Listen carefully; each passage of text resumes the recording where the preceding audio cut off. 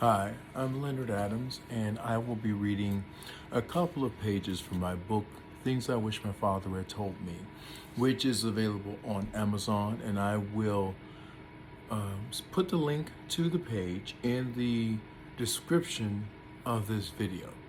The pages that I'll be reading are pages 29 and 30, and before I get there, I want you to please consider if you like the contents of this video. And when I say like, I don't really mean like in the sense that it doesn't challenge you, because it will, and especially today's video will challenge you.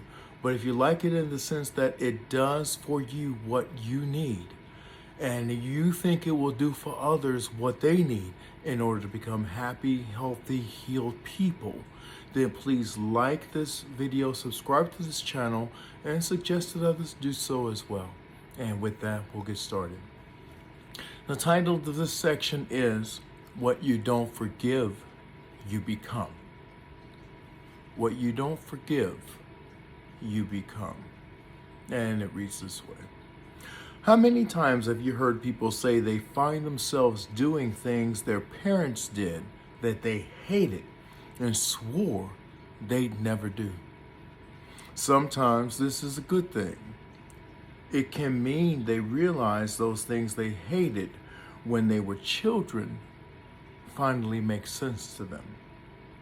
It may mean they appreciate those things they didn't understand.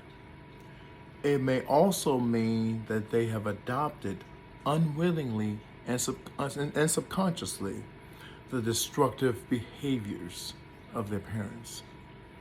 How could I do this, they ask, committing acts they swore they'd never do, even as memories of how much it hurts still haunts them. I must be crazy, they may think. They may believe this is the explanation, but there is another. They never truly forgave those who hurt them. One of the first things I did in order to break the cycle of abuse was to try to understand my abusers.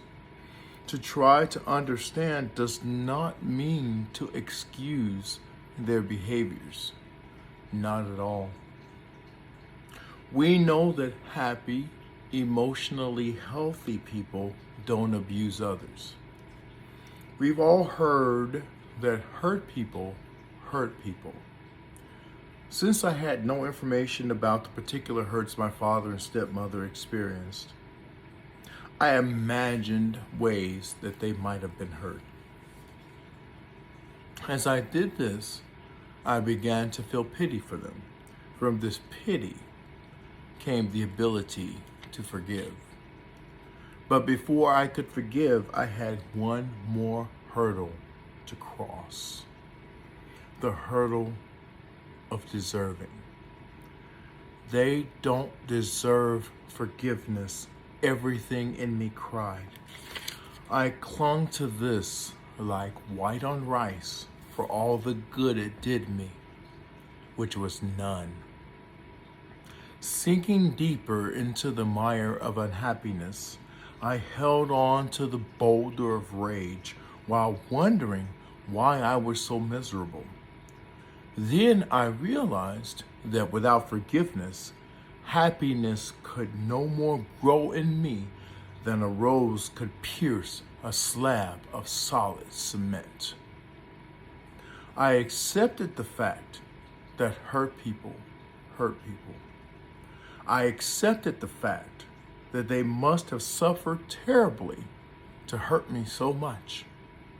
I accepted the fact that in forgiving them lay my salvation from the pain they inflicted.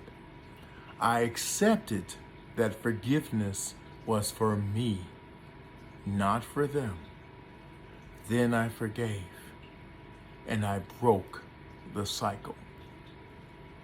I'm telling you a true story here. It is very true. And one day I will talk about the things that me and my siblings endured, and they are horrendous. I have never heard cases or read cases that were worse than ours. And I'm telling you that I even when I was a teenager in high school, I had a psychologist that I talked to about it. She said to me,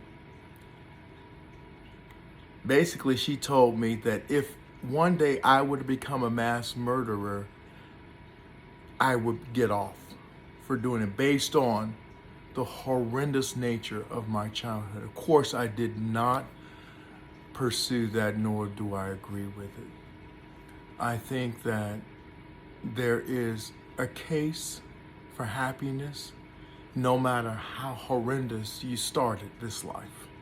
There is a case for joy no matter how rocky the beginning of your life was.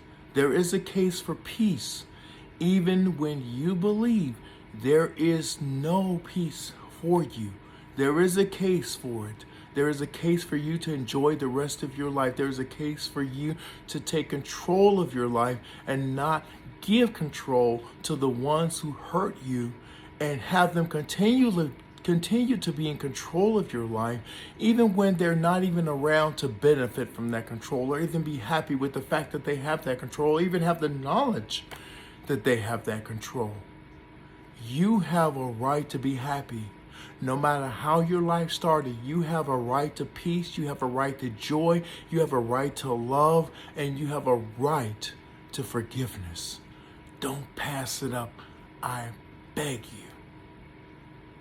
Again, please like, subscribe to, and share this video and channel with others. And together, let's heal the world.